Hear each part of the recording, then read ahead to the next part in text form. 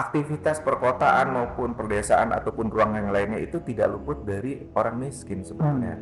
Nah, orang miskin ini perlu ruang, perlu wadah. Nah, jika tidak diberi ruang atau wadah tempat tinggal, kan, wadah tempat tinggal, itu mereka akan menempati wadah-wadah yang ada, ya kan, ruang-ruang yang ada, ruang baik itu ruang legal maupun ilegal.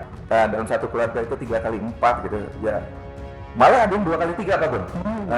Ada dalam satu keluarga punya ruangan itu 2 kali 3. Orang miskin itu harusnya ditempatkan di dekat pusat-pusat aktivitas kegiatan.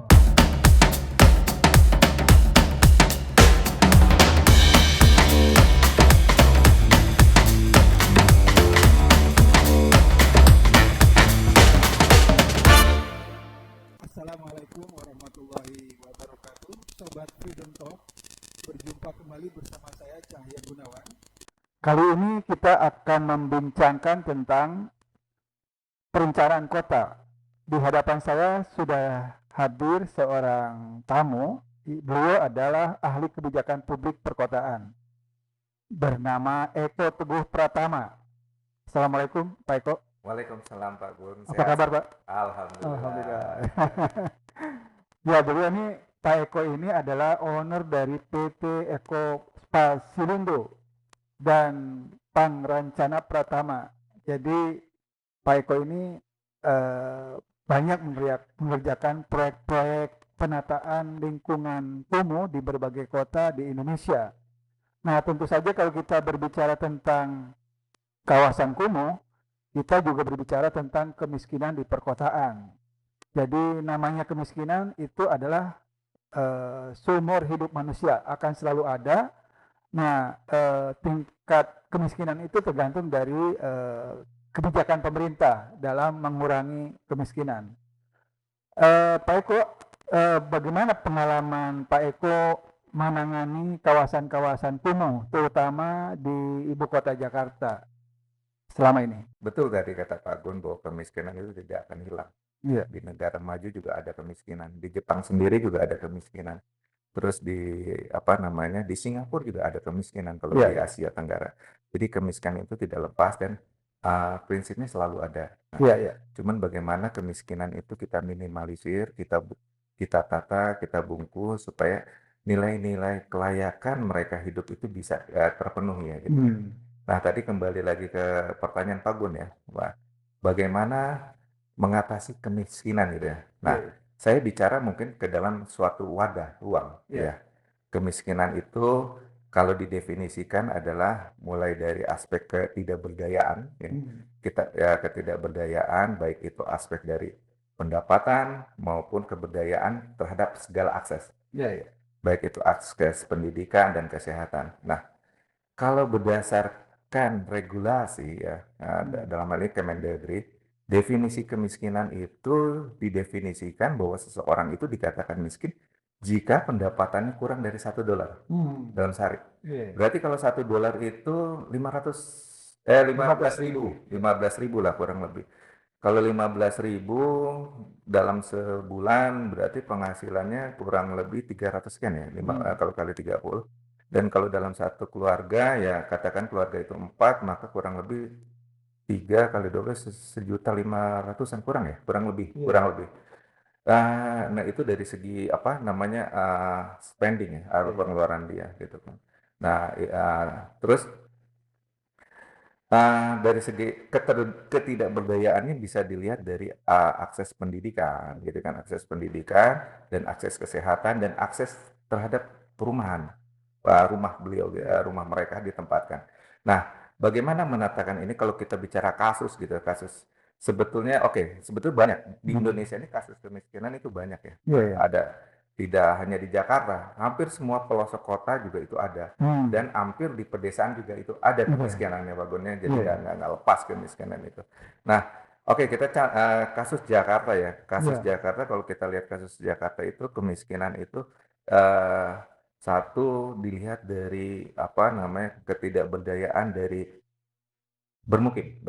Pertama ada ketidakberdayaan dari bermukim yang biasa dikenal adalah mereka tinggal di tempat-tempat yang tidak layak huni gitu kan. Nah, terus yang keduanya dari aspek sosial tadi saya sampaikan dan keempatnya dari aspek ekonomi ya, ekonomi. Nah, coba kita bahas dari satu persatu. Kebetulan saya ini adalah urban design ya, yang itu kan. Nah, di dalam menata suatu kawasan permukiman itu juga tidak terlepas dari aspek fisik. Fisik ini kalau saya sebutkan ada dua variabel. Yang pertama itu fisik lingkungan, yang kedua adalah fisik binaan infrastruktur. Ya, ada dua. Nah, yang pertama indikator melihat kemukiman itu adalah dari bangunan rumahnya. Bangunan rumahnya itu layak atau tidak, kan itulah indikatornya. Jadi kalau kita katakan mereka miskin itu layak atau tidak. Nah, kasus di Jakarta ini mungkin paling banyak di Indonesia ya. Pertama ada dua tempat yang mereka tempati gitu ya. Satu di kawasan slum itu artinya kawasan yang legal, tempat tinggal mereka legal, tetapi mereka tinggal di sana. Nah, dengan keterbatasan ketidakberdayaan itu. Nah, yang keduanya ada tinggal di tempat yang ilegal, squatter gitu ya. Artinya bisa kita lihat tempat-tempat tanah-tanah ilegal yang ditempatkan oleh mereka. Nah, kasus-kasus kalau kita lihat Jakarta itu ada, kalau yang ilegal itu coba kita lihat itu di sepanjang kolong-kolong tol itu banyak sekali. Mulai dari Ancol gitu sampai dengan Tanjung Priuk itu ya, perbatasan Ancol pada itu di bawah-bawah kolong tol itu banyak tinggal di sana. Ya, itu. Sampai sekarang masih ada, Pak? Masih ada, Pak Gun. Sebagian, walaupun sudah ada penataan nih, sudah ada penataan ya. Artinya, nah itu juga nanti kita bahas dari Pak Gun nanti bertanya. Tetapi faktanya masih ada gitu, mulai dari terutama di Papanggo kalau terus Kebon Bawang dan lain sebagainya, itu ada tempat mereka tinggal di sana. Walaupun periode pemerintah ini kelihatannya sudah mulai merecovery gitu, merecovery. Ya artinya pemerintah itu tidak lepas dari pemerintah DKI maupun pemerintah pusat barangkali ya. Nah, kalau tempat-tempat yang non ilegal, yang legal ya tentu banyak sekali. Ya tidak di Jabodetabek itu dapat ini. Nah, itu dilihat dari indikator ketidaklayakan huni dan lain sebagainya. Jadi banyak. Nah, bicara penataan itu sebenarnya panjang di Pak Gun nih. Waktu saya takutnya atau gini, Pak Eko, kalau di Jakarta itu daerah mana aja yang kawasan slum atau kawasan miskinnya yang paling parah gitu? Nah, paling parah itu Jakarta Utara. Menurut BPS ya. Menurut BPS paling parah itu Jakarta Utara. Dan yang paling kecil itu justru Jakarta Barat, aneh tuh katanya ya. Oke gitu. Jakarta Selatan di bawah Jakarta Barat, padahal Jakarta Selatan kelihatannya sudah mulai rapi ya. Tapi yang paling terbanyak adalah Jakarta Utara, Pak Gun. Nah, gitu. Jadi banyak sekali Jakarta Utara itu. Kita lihat dari mulai penjaringan ya. Jakarta Utara ini ada dua karakteristik namanya, ada laut, ada darat gitu. Nah, kalau di daerah lautnya sekitar Kapuk ya, Kapuk, Muara Baru ya, kayak gitu kan, itu termasuk Jakarta Barat ya, penjaringan termasuk Jakarta Utara penjaringan. Dan di daerah daratannya itu sampai dengan di Pegangsaan itu adanya di Kelapa Gading. Nah, ini menarik sekali sebetulnya, Pak. Baik ya, artinya di Tambora itu dekat dengan istana ya, itu gitu kan. Nah, ini kalau di Pegangsaan 2 itu kan itu berkembang kawasan elit ya. Artinya orang-orang mempunyai menengah ke atas yang mempunyai kemampuan. Tetapi kok ada yang masih selam di sana gitu. Mau selam maupun squatter ada di sana kita temukan. Dengan infrastruktur kecanggihan Kelapa Gading ya, permukiman elit, terus infrastrukturnya baik ya, di sana dekat dengan jalan tol gitu. Ada LRT loh, ada LRT satu-satunya di sana, Pak Gun. Terus pusat perniagaannya juga luar biasa kan, ada MOI dan lain sebagainya. Tapi masih ada cuy di situ kawasan yang namanya Pegangsaan 2 tuh. Di situ ada. Jadi ini bukan jalan Pegangsaan ya, tapi Kelurahan Pegangsaan 2 ya. Oke, iya betul nggak? Kalau Pegangsaan itu di selatan ya, kenanya di selatan ya, pusat, kenanya di pusat, kenanya di pusat. Kalau ini di Jakarta Utara. Jadi sebenarnya ya itu permasalahan selam itu ya maupun squatter itu ya mau dekat pemerintahan, mau dekat itu tuh ada. Nah, itu kenapa masalahnya kan gitu ya? Kenapa masalahnya? Boleh saya langsung bahas ke apa masalahnya gitu? Silakan.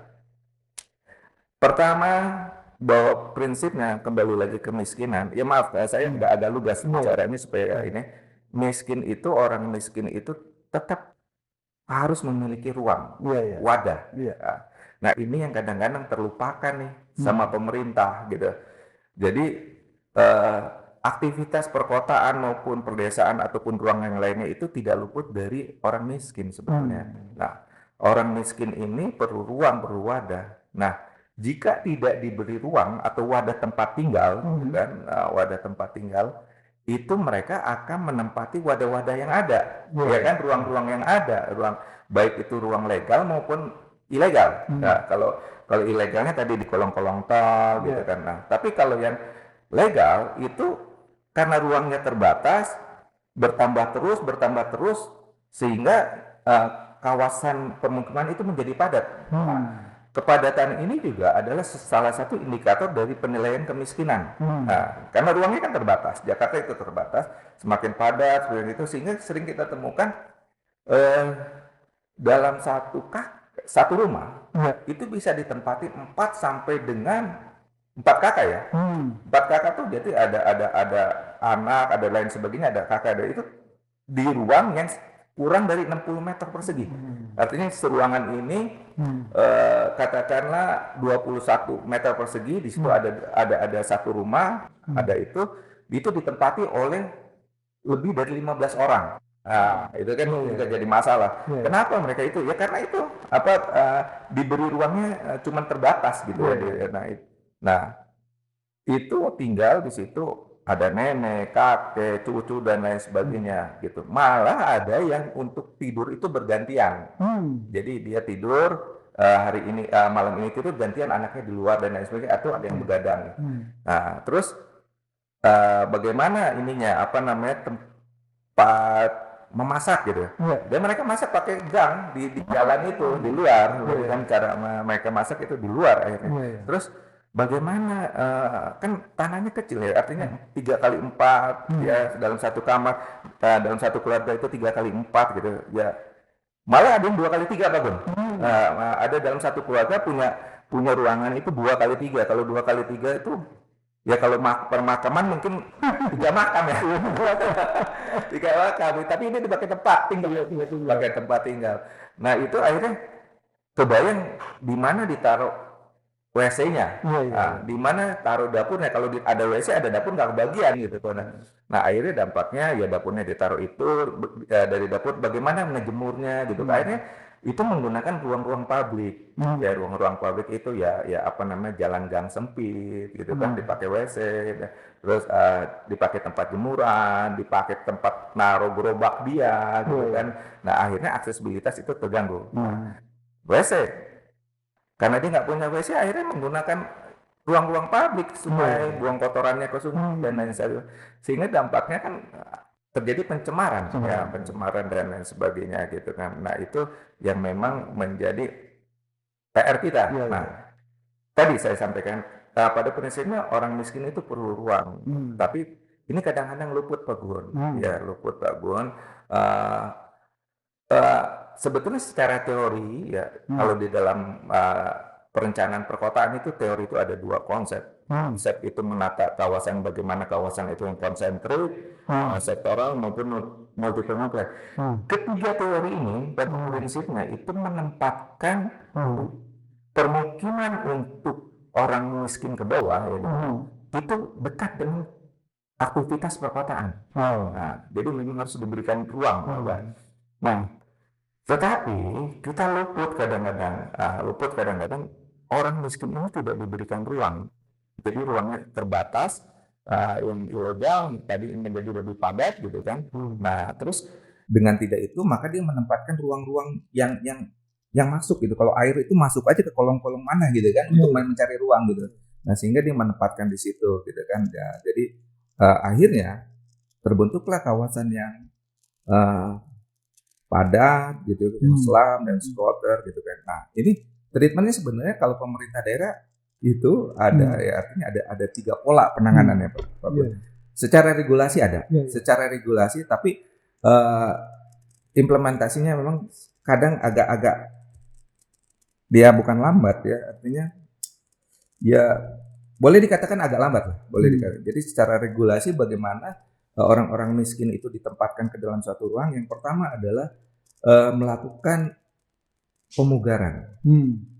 Pemugaran misalnya di sana ada kawasan miskin ya, misalnya salah satu katakanlah tadi kita pakai contoh Pegangsaan 2 atau di Pademangan, maka itu kita lakukan pemugaran. Pemugaran itu adalah memperbaiki, baik itu rumahnya maupun infrastrukturnya maupun ekonominya. Ini jangan lupa nih, karena ekonomi itu ada sustain ya.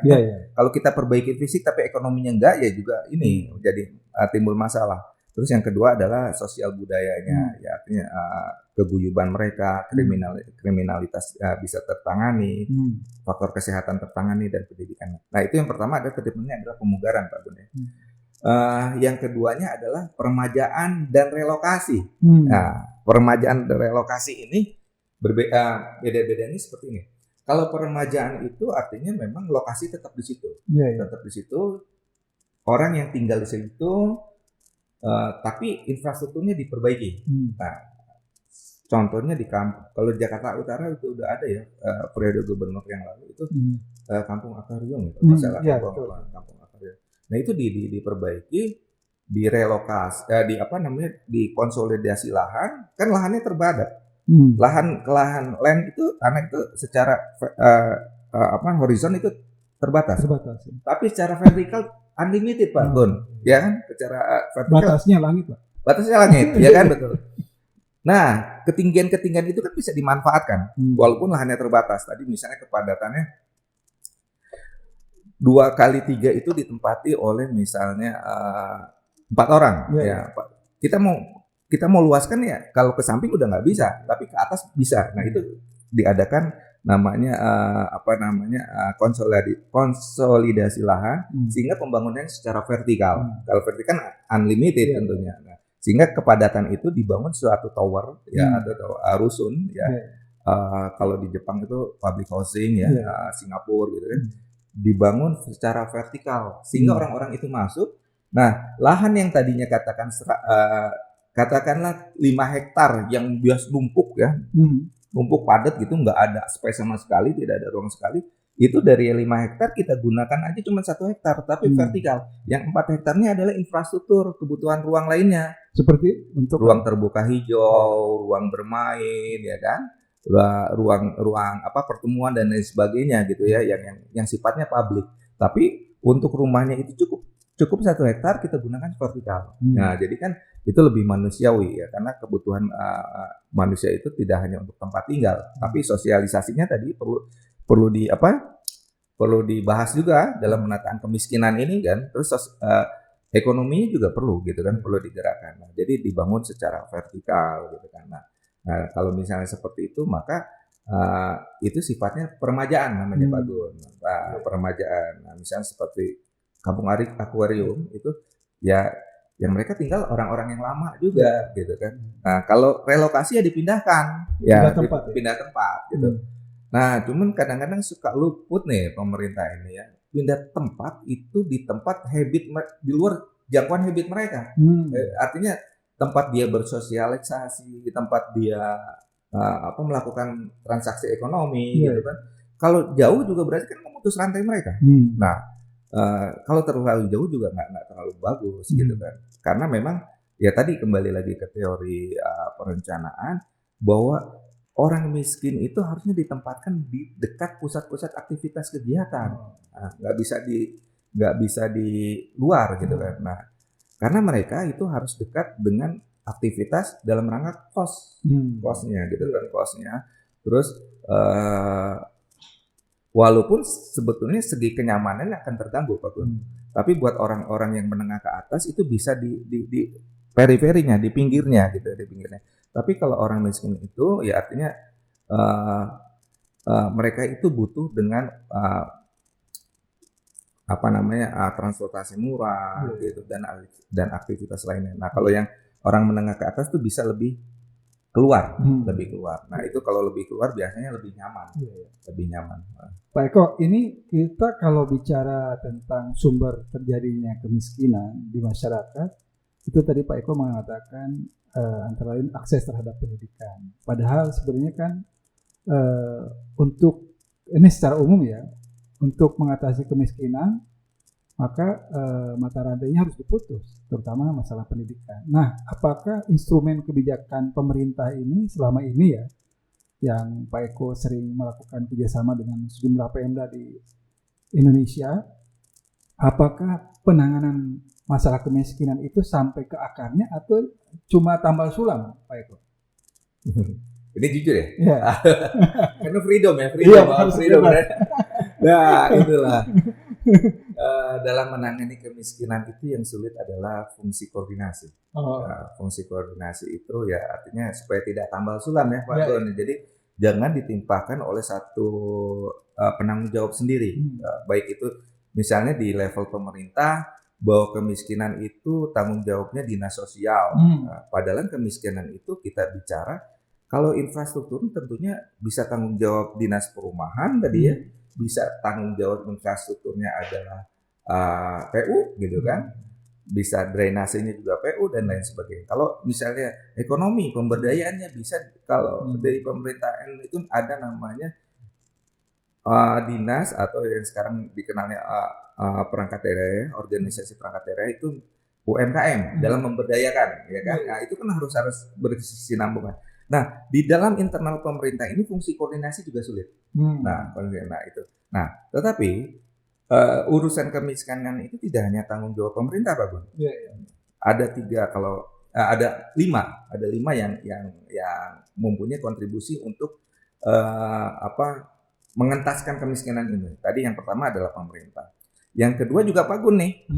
Itu adalah media massa. Media itu perlu. Salah satunya ini mungkin ya. Ini kontribusi kita untuk ini. Ini salah satunya dalam rangka ikut turut serta dalam mengentaskan kemiskinan. Yang keduanya swasta. Ketiganya swasta. Swasta itu ya bisa melalui bantuan, ya CSR dan lain sebagainya. Intinya swasta itu harus berperan gitu kan. Terus yang keempat itu adalah perguruan tinggi. Jangan lupa nih, perguruan tinggi minim sekali untuk terlibat apa itu dalam bentuk riset dan lain sebagainya gitu kan. Terus bentuk-bentuk pemahaman keilmuan ya. Nah itu perlu disampaikan sebetulnya. Sayang sekali perguruan tinggi ini kadang-kadang terlalu terlena terhadap bagaimana mendidik mahasiswanya, tapi kontribusi ke masyarakatnya ya ada, tetapi masih yang terakhir, yang kelima adalah masyarakat itu sendiri. Nggak bisa. Nah, jadi atau sering kita kenal pentahelik ya. Konsep dari pentahelik itu jadi ada keterlibatan pemerintah, masyarakat, media massa seperti Pak Gun ini, gitu kan, swasta dan masyarakat harus saling gotong royong. Nah, koordinasi dari satu pemerintah aja tadi sulit ya Pak Gun ya, apalagi yang 5 nih. Nah itu yang kadang-kadang luput. Nah itu perlu ada strategi, memang strategi. Nah ini perlu ada kepemimpinan yang kuat juga untuk menginikan 5 ini nih gimana. Ya. Pak Eko, ini kita bicara masyarakat miskin ya, terutama di perkotaan. Apakah Pak Eko melihat kelompok masyarakat miskin ini memang sengaja dipelihara sebagai objek politik, apalagi ini menjelang tahun politik Pak? Sekarang udah tahun politik. Seringkali kan mereka menjadi objek politik juga. Apakah Pak Eko dalam kajian atau penataan itu sampai ke situ nggak Pak? Sehingga kemiskinan itu memang sengaja dipelihara Pak, supaya tetap ada program atau proyek bantuan sosial, dan sehingga supaya masyarakat miskin itu gampang dikasih sembako untuk tujuan-tujuan politik dari para elit politik misalnya gitu. Sampai ke situ nggak kajian Pak Eko? Oke. Kalau bicara dipelihara kayaknya enggak ya Pak Gun. Karena kejam sekali ya kalau dipelihara ya. Karena arti fitrah manusia itu sebetulnya lebih cenderung ke kebaikan. Jadi kalau dipelihara enggak. Tetapi kalau dimanfaatkan sebagai objek, sebagai objek artinya dia mau naik panggung atau bagaimana, yaitu artinya dengan memberikan bansos itu mungkin iya. Tetapi kalau dipelihara, kalau menurut saya tidak. Tetapi ketidakpahaman dari ini fungsi masing-masing stakeholder. Nah itu yang belum paham. Artinya baik itu fungsi dari pemerintah pemerintah daerah maupun pemerintah. Nah, karena pertama harus paham dulu ya Pak. Harus paham dulu apa itu kemiskinan, Walaupun sebetulnya indikator-indikator itu udah diciptakan, Iya, udah iya. diciptakan. Pemerintah udah memiliki ini bahwa untuk mengatasi kemiskinan adalah faktor tadi fisik lingkungan harus seperti ini, diperbaiki rumahnya di layak hunikan, terus Iya, iya. sosialnya diberdayakan, gitu kan, ekonominya diberdayakan sebenarnya udah ada indikator itu. Tapi pelaku dari apa namanya pelaksanaan itu yaitu satu fungsi koordinasi tidak jalan, kedua pelakunya juga belum tentu paham output untuk mengatasi kemiskinan itu bagaimana sih sebetulnya ya. Satu, kenapa tidak paham? Yang pertama mungkin tidak baca regulasinya, nah itu juga jadi masalah sama yang tidak paham. Terus yang kedua, baca regulasinya tapi secara ruhnya tidak dipahami gitu. Ruhnya tidak dipahami. Misalnya kalau kita tanya banyak, misalnya fisik, tadi rumah yang tidak layak itu yang bagaimana? Nah itu juga sebetulnya di dalam regulasi sudah disebutkan. Yang pertama, rumah yang tidak layak itu adalah rumah yang satu pencahayaannya kurang misalnya Pak. Nah, pencahayaan kurang itu kalau kita riset, kenapa rumah itu pencahayaannya kurang? Ya kan itu permasalahan. Artinya menjawab sampai ke akar ya gitu. Untuk mengatasi itu harus jawab sampai akar. Baru nanti ada outputnya, bagaimana output itu suatu tindakan yang akan kita lakukan itu bagaimana, terus outcome-nya bagaimana, sehingga impact-nya bagaimana. Nah tadi kalau kita contoh misalnya rumah itu kok gelap gitu, tidak ada matahari, tidak ada matahari. Itu kenapa? Itu kan perlu kita teliti. Nah nggak bisa langsung dikatakan kegelapan rumah itu bisa jadi sinar matahari tidak masuk. Nah kenapa sinar matahari tidak masuk? Tentunya ada penghalang ya. Apa yang menghalangi mereka? Yang pertama tadi jemuran misalnya.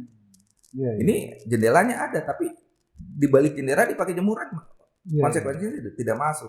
Terus mungkin terhalang tembok tinggi, gitu kan, tembok keluarganya lebih tinggi. Nah itu juga jadi masalah. Nah kalau masalah seperti itu tadi, ini contoh kecil aja Pak yang harus kita pahami. Kalau misalnya terhalang jemurannya disingkirkan. Tapi kan jadi pertanyaan lagi, kalau jemurannya disingkirkan, mereka ngejemur di mana kan gitu kan, jadi pertanyaannya kan, dan itu harus diatasi. Nah kalau jemurannya itu disingkirkan, maka harus ada tempat ngejemur gitu kan. Nah tempat ngejemur misalnya harus ada katakanlah tempat ngejemur massal gitu kan. Tapi tempat ngejemur massal apakah sesuai atau tidak? Jangan-jangan nanti pakaian saya ketukar sama pakaian Pak Gun, akhirnya kita konflik ya kan, gitu jadi masalah juga. Nah kalau itu dianggap tidak visible, maka langkah itu kita tinggalkan. Ya. Terus saya berpikir barangkali di situ perlu ada laundry. Karena kalau dipaksakan ngejemur kan nggak bisa. Tapi kalau laundry itu kan katanya langsung kering. Ibu-ibu nih yang gampang tahu ya. Biasanya kalau kita nge-laundry itu langsung kering karena ada pengeringnya. Gitu kan. Nah, tapi kan jadi pertanyaan, kalau di laundry kan itu mahal. Oh gitu ya? Apakah kita nggak bisa bikin laundry murah nih buat masyarakat kan gitu cara berpikir. Bagaimana kalau laundry itu murah? Yaitu gimana kalau alatnya kita kasih? Dari mana alatnya dikasih? Ya itu ada peran pemerintah itu, daripada memberikan nyumbang-nyumbang yang nggak jelas gitu kan. Kalau ternyata ini dibutuhkan, atau bisa dari CSR-nya, nggak mahal, perusahaan atau dari mana lah, dari apa swasta dan sebagainya. Nah, laundrynya itu dikasih alatnya murah, oke.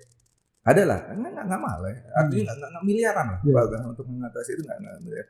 Terus bagaimana supaya lebih murah lagi?